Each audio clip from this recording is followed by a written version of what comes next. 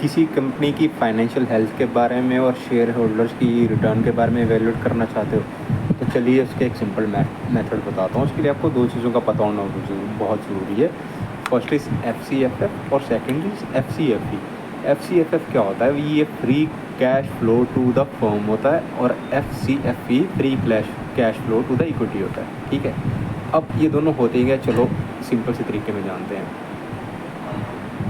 सबसे पहले FCFF क्या होता है?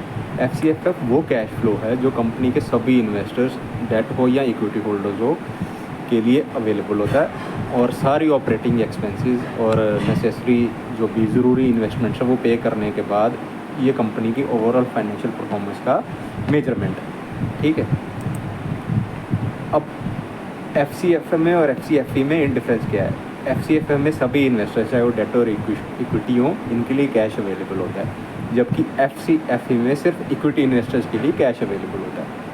अब FCFF का यूज़ फर्म को वैल्यू करने के लिए होता है और FCFE का यूज़ फर्म की इक्विटी को वैल्यू करने के लिए होता है।